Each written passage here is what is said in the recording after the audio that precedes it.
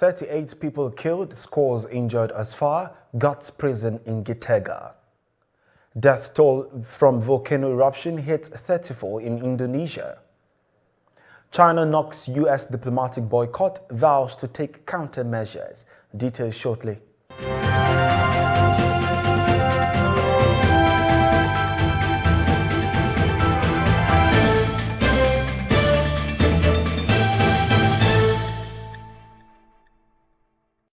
This is TOS Television, your digital first Pan-African news network. I am Merciful Ajinamon. You're watching TOS News 360. At least 38 people have died and scores more injured in a fire which tore through a prison in Burundi. According to Vice President Prosper Bazombanza, the blaze hit an overcrowded facility in the capital, Gitega. It was reported that at least 69 people were seriously injured in the fire. A police officer in Kenya shot dead his wife and 5 other people with an AK-47 rifle in the early hours of Tuesday morning, officials have said. A neighbor heard a loud bang from the officer's home at 1 a.m. local time, according to a police report. The policeman then went on what officials are calling a shooting spree in Kabete, near the capital, Nairobi, killing 5 others. The officer later took his own life, a police statement said.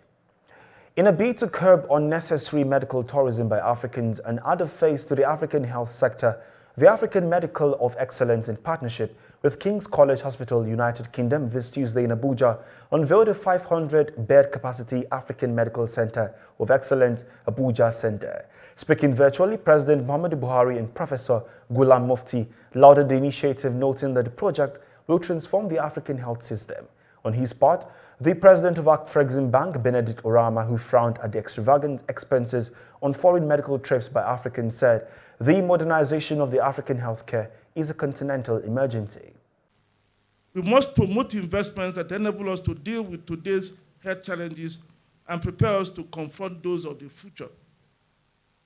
These investments must focus on building world-class medical infrastructure equipped with modern technology, and they must also focus on advancing training and innovation.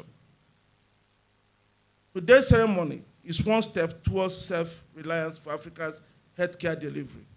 In putting together a vision for African Medical Center of Excellence, we have prioritized tertiary clinical needs of the population with a particular emphasis in the non-communicable diseases area, which has increasingly been seen both in incidence as well as in prevalence in Nigeria and the whole of the continent.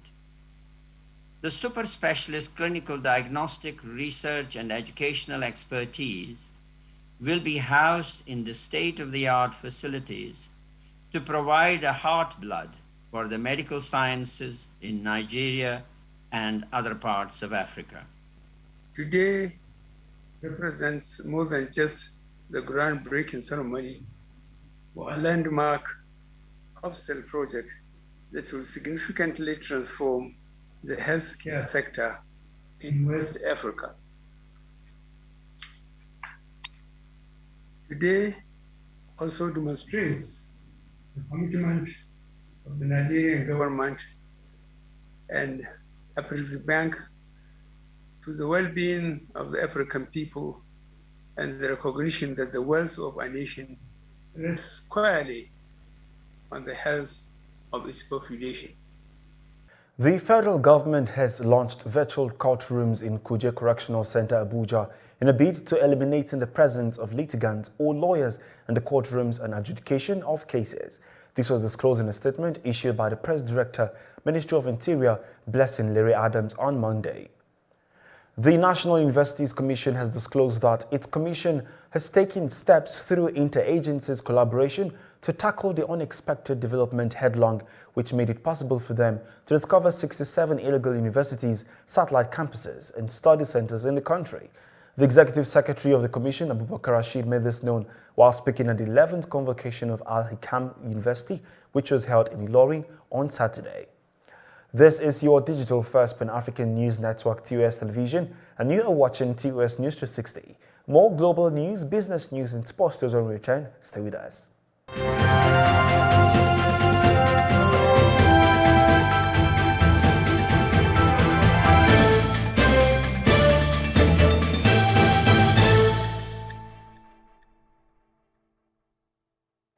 Thanks for staying. According to the National Disaster Agency, the death toll from the eruption of Indonesia's Mount Semeru volcano rose to 34 on Tuesday. The mountain on the island of Java had thundered on Saturday, throwing out volcanic ash high into the sky and raining hot mud on villages as thousands of people fled their home. A U.S. billionaire has been banned for life from buying antiquities after an investigation found that items he owned had been looted and illegally smuggled. Michael Steinhardt has surrendered treasures worth $70 million as part of a deal which means he will not face criminal charges.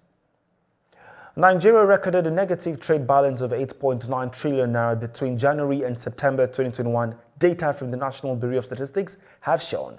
Within this period, total foreign trade stood at 35.09 trillion naira, comprising 22 trillion naira import and 13.1 trillion naira export, leading to 8.9 trillion naira trade deficit. A breakdown of the trade data by quarters shows that Nigeria's total merchandise trade stood at 9.76 trillion naira in the first quarter of the year, representing 6.99% increase over the value recorded in fourth quarter 2020. China has condemned the planned U.S. diplomatic boycott of the 2022 Winter Olympics in Beijing and threatened to retaliate. Foreign Ministry spokesman Zhao Linjiang said China would take resolute countermeasures but did not give further details. On Monday, the U.S. said it would not send diplomats to Beijing over concerns about China's human rights record. It added that U.S. athletes could go and would have full government support. Talking sports, Arsenal manager Mikel Arteta condemned his team's performance after conceding 2 goals in the final 11 minutes against Everton, who ended an 8-game winless run with a 2-1 victory over the Gunners. Arsenal has lost a great chance to move into the Premier League's top 4 after failed to secure and get away with their leads at Manchester United and Goodison Park over the past 5 days. And that is TOS News 360 on your digital first Pan-African news network. For more updates, visit www.tostvnetwork.com. Follow and like our social media handles on Facebook, Twitter and Instagram. And remember to subscribe on YouTube. Do stay with us and enjoy more programs on the network. I am Merciful Ajinamo. Many thanks for watching.